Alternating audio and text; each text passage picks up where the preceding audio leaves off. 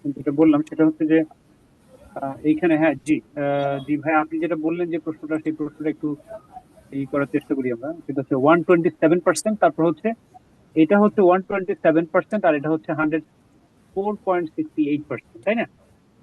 জি sir. আচ্ছা, হ্যাঁ, এবার আপনার প্রশ্নটা একটু ন্যারো ডাউন করেন please। স্যার এইটাকে কি এই কোডের আন্ডারে আনা যায় কিনা স্যার? এটা দেখতে হবে যে এখানকার ডেসক্রিপশনটার সাথে এই ডেসক্রিপশনে হচ্ছে হারমোনাইজড কিনা। এইচএস কোড মানে হচ্ছে harmonized commodity description and coding system, তাই না? জি। এই হারমোনাইজড শব্দের অর্থ হচ্ছে কি, সমগোত্রীয় কিনা, বা এটাকে এই ট্যারিফ শিডিউলে রেখে 127.7 এর যৌক্তিকতা কি, আর 104.68 এর যৌক্তিকতাটা কোথায়?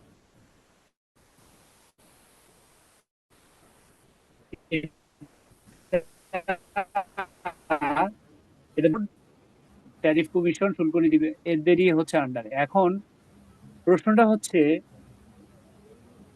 যে এটা বাংলাদেশ কাস্টমস অথরিটি যখন আপনার ট্যাক্সটা নেবে, জি। তখন সেটা আহ, সেটা কি এই যে শাক দিয়ে মাছ ঢাকার মতো গল্প হয়ে যাচ্ছে, নাকি উল্টো হচ্ছে বিষয়টা? তারা মানে হচ্ছে রেশনালাইজ করবে, এটাকে বলা হয়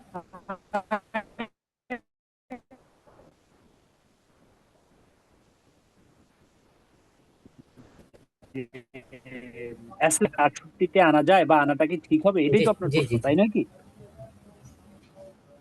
হ্যাঁ, এইটার জন্য একদম স্পেসিফিকলি আমি তো সব প্রোডাক্ট নিয়ে কাজ করি। জি And আপনাকে এই প্রোডাক্টগুলো যিনি কাস্টমস এর ক্লিয়ারিং করে থাকেন, বা এই প্রোডাক্টগুলোর ক্ষেত্রে যাদের পণ্য খালাসের অভিজ্ঞতা আছে, ওই সমস্ত সিএনএফ এজেন্টের সাথে কথা বলে এটা বের করতে হবে। সেটার জন্য একটা ভালো উপায় বলে দিচ্ছি, সেটা কিভাবে বের করবেন। CNF agent association Bangladesh Facebook পেজে যাবেন, ঠিক আছে? জি। CNF agent association Bangladesh Facebook page, অথবা লিঙ্কডইন পেজ, অথবা হচ্ছে যে এই, স্যার আপনার জন্য বলে রেখে আমি কথা বলছি স্যার। হ্যাঁ কথা হ্যাঁ বলে ওনারা আমাকে three cent nine two six. নামটা একবার বলবেন? স্যার। হ্যাঁ, জি জি সুজিত ভাই, জি অনেক। বলুন please। জি, অনেক সিএনএফ এজেন্ট আমাকে 39269099 রিকমেন্ড করছে, অনেকে বলছে 39249090। তো স্যার এটা এই যে মিনিমাম ভ্যালুয়েশন ডাটা শিটে গেলে দেখা যায় যে এইখানে আদার হাউস হোল্ড আর্টিকেল অর্থাৎ 9090 তে যে কমোডিটি ডেসক্রিপশন মিনিমাম ভ্যালুয়েশনে আচ্ছা, আবার ওই সেম ডেসক্রিপশনটা আছে আপনার 39269099 বা ওখানে $4 যে পার কেজি, ওখানে আবার 2.25, মানে স্যার এমবিউটা কমে এসেছে। ও আচ্ছা আচ্ছা, মিনিমাম ভ্যালুয়েশন ডাটা শিটে সেটা হচ্ছে যে আপনার হচ্ছে অ্যাসেসমেন্ট ভ্যালুটা $4 হইলো, জি এটাই তো বলতে চাচ্ছেন নাকি? জি। 4 থেকে আচ্ছা, এই যে স্যার দেখেন 3926, এটা হচ্ছে প্রথম 2.25। এই যে এই অ্যাসেসমেন্টের এইটার কথা জি বলছেন? জি জি জি জি। আচ্ছা জি, সজীব ভাই, আপনি তো আছেন, বাকিদের উদ্দেশ্যে আমি একটু বলছি। আমরা কিন্তু এইখান পর্যন্ত আসিনি, আমাদের পড়াশোনার আলোচনা এখান পর্যন্ত আসা হয়নি। আপনি কিন্তু প্র্যাকটিক্যাল এক্সপিরিয়েন্সের কথা শেয়ার করছেন, হ্যাঁ?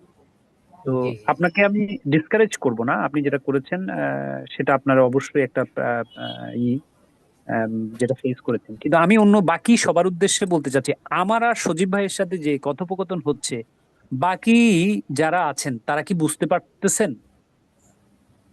মেহেরবানি করে একটু কথা বলবেন প্লিজ। আমি বুঝতে আপনারা পারতেছি এখানে, স্যার, আসসালামু আলাইকুম। আমি বুঝতে পারতেছি। জি আমি ওয়ালাইকুম শহীদুল আসসালাম। ইসলাম, আসসালামু আমি বুঝতে পারতেছি। হ্যাঁ, এই কথোপকথন যারা নতুন তাদের ক্ষেত্রে জি জি। আমি জানি। আসসালামু আলাইকুম। জি ওয়ালাইকুম আসসালাম, আসসালামু আলাইকুম। জি, আমি একটু একটা একটা বিষয় একটু জানতে চাচ্ছি। আমি বলবো কি? জি প্লিজ প্লিজ বলুন। জি জনাব হ্যালো। আরিফুর রহমান স্যার, জি আপনি বলুন প্লিজ। হ্যাঁ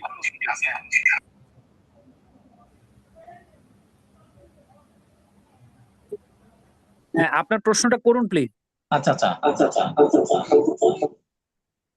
স্যার যেটা এটা হচ্ছে সেটা হচ্ছে যে আপনার আপনার এই এইটা কি এই বেচের কি ফার্স্ট ক্লাস নাকি এটা কততম ক্লাস এটা? এইটা এই ব্যাচের সেকেন্ড ক্লাস হলেও প্রথম ক্লাসে আমরা ডিটেইলস আলোচনায় যাইনি। প্রাথমিকভাবে আমরা পুরো কোর্সের মানে হচ্ছে কন্টেন্ট, আউটলাইন সেগুলো নিয়ে আলোচনা করেছি। এখন একজন একটা প্রশ্ন করছেন, সেই প্রশ্নের একটু অ্যাডভান্স লেভেলের প্রশ্ন হয়ে গেছে, কিন্তু আমি শুরু থেকেই আসবো। জনাব আরিফুর রহমান, আপনি কি বুঝতে পারছেন? বুঝতে পারছি না, কারণ হুট করে এইচএস করে চলে গেছেন তা আমি তো আসলে মানে ধরতে পারছি না মানে এটা কি নাই, স্টার্টিং হলো? আমি সেখানে আসতেছি স্যার, আমি জানি, এই জন্যই আমি এই প্রশ্নটা করলাম জি। যে আমার সাথে সজীব ভাইয়ের যে কথোপকথন হচ্ছিল, আমি সজীব ভাইকে আসলে মানে হচ্ছে যে ওনার সাথে আমার আগে কখনো কথা হয়েছে কিনা আমি জানি না, বাট বলতেছি আপনারা সবাই আমার জন্য সমান। স্যার, সেটা হচ্ছে আপনার হয়তোবা জন্য একটা। বলে রাখি স্যার। জি জি স্যার, জি। আমার এই কোশ্চেনটা আপনার ক্লাসেরই ফল স্যার।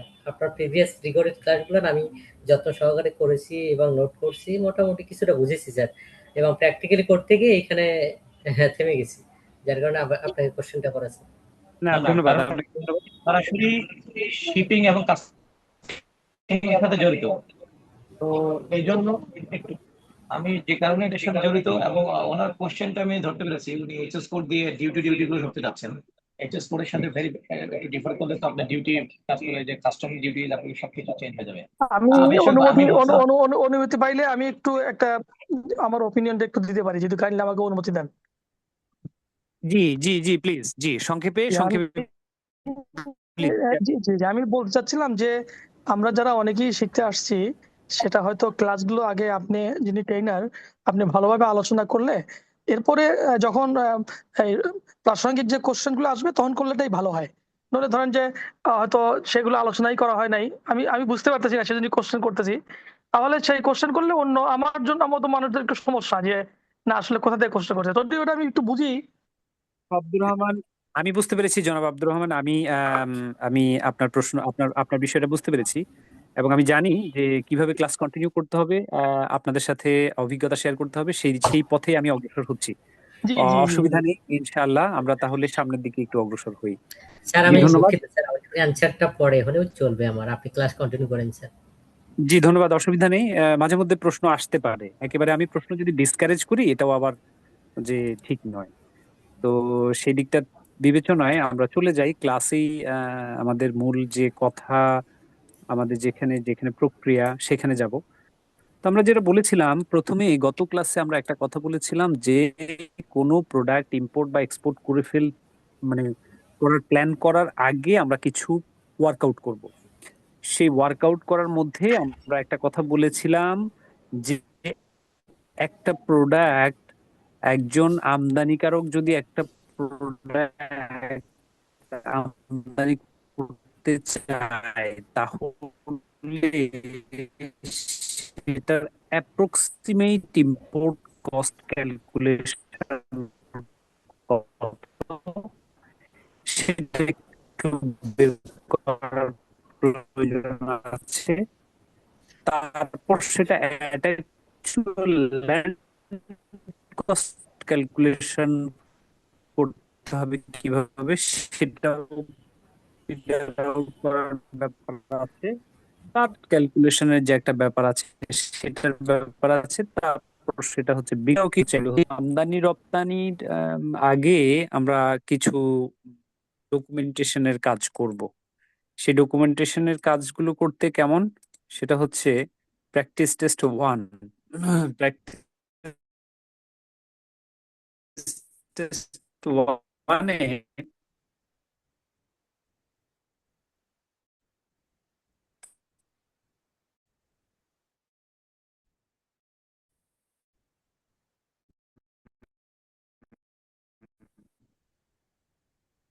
স্ক্রিনটা শেয়ার করা হয়েছে, আপনার কি স্ক্রিনটা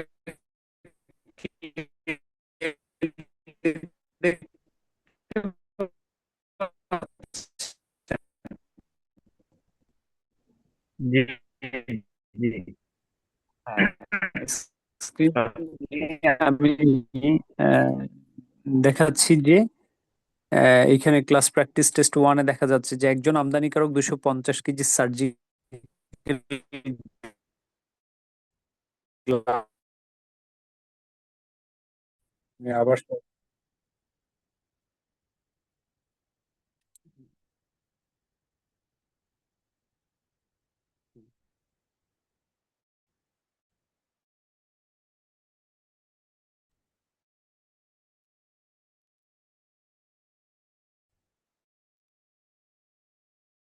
তো আমরা আসছে বলেছিলাম, স্যার, হ্যাঁ, আসছে। স্ক্রিন এখন শেয়ার হয়ে,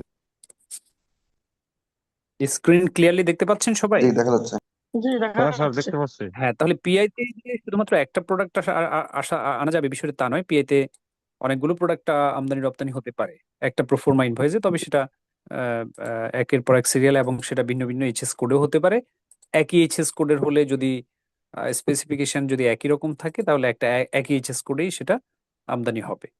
তো এখন এই প্রোফর্মা ইনভয়েসটার আগে আমরা যে জিনিসগুলো ওয়ার্কআউট করব, একটা প্রোডাক্টের আমদানিতে নর্মাল একটা কমন কথা হচ্ছে যে এই প্রোডাক্টটা আমদানিতে আমদানির খরচ কত হয়। সেই প্রশ্নের উত্তরটা আসলে দুটো জায়গা থেকে আমাদেরকে অ্যানালাইসিস করে বের করতে হবে। একটা হচ্ছে একটা প্রোডাক্ট আমদানির ক্ষেত্রে, রপ্তানির ক্ষেত্রে এত ঝামেলাগুলো খুব কম হয়, রপ্তানির ক্ষেত্রে ঝামেলা অন্য জায়গায় আছে, সেগুলো আমি একের পর এক ব্যাখ্যা করব।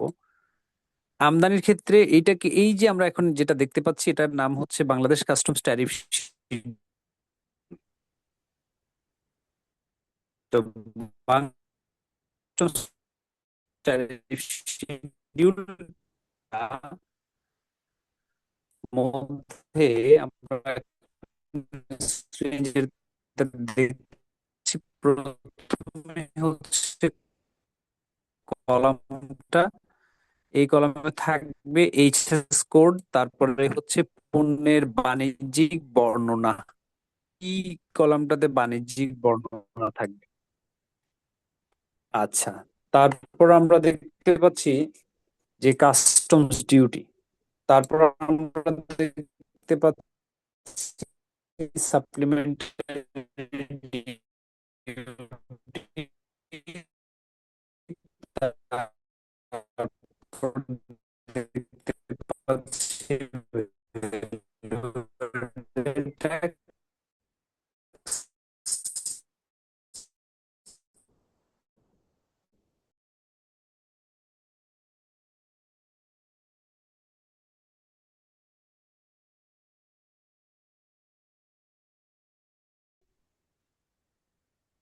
হ্যাঁ, রেকর্ড আমাকে ফাইনালি করতে হবে। আচ্ছা, এটা সবার রেকর্ড সবার হচ্ছে মোবাইলে তো ইনশাআল্লাহ। স্ক্রিন রেকর্ড নাই, যেমন আমার মোবাইল। জি জি, সবার ফোনে নাই, এটাও ঠিক। এখন কি দেখতে পাচ্ছি আমরা সবাই clearly দেখতে পাচ্ছি?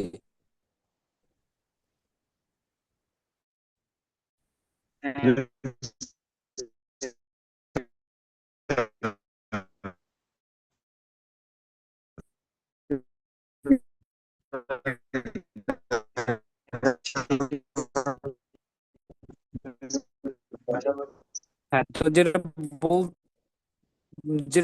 বলছিলাম,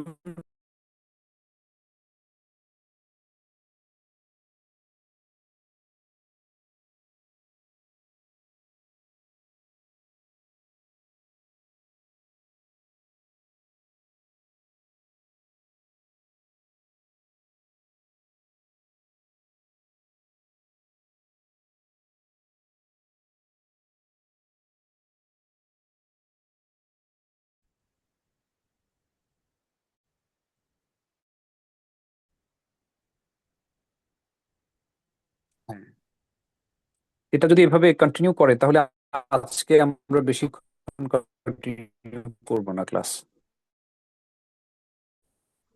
মানে এটা এরর ফিক্স, মানে আমি ক্লাস নেওয়ার জন্য কিন্তু আজকে ফ্রি আছি বললে ব্যাপারটা, বিষয়টা তা নয়। আমি যখন ক্লাসের কমিটমেন্ট দিই তখন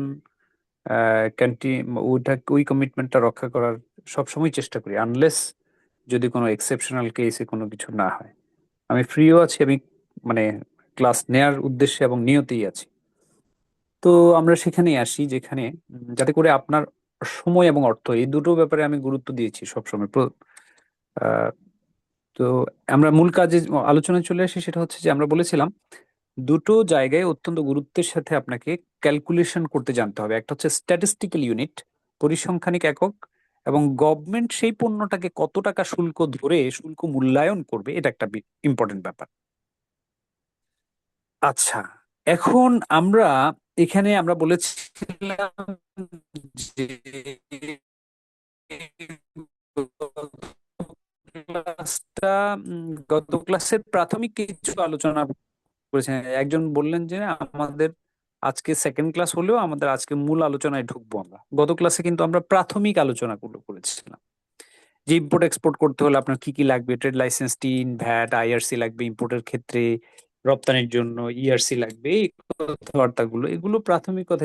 এগুলো ক্লাসের আলোচনা না হলেও চলে, কিন্তু আবার অনেকে আবার উম, আমাকে অভিযোগ করেছিলেন যে স্যার, আপনি যদি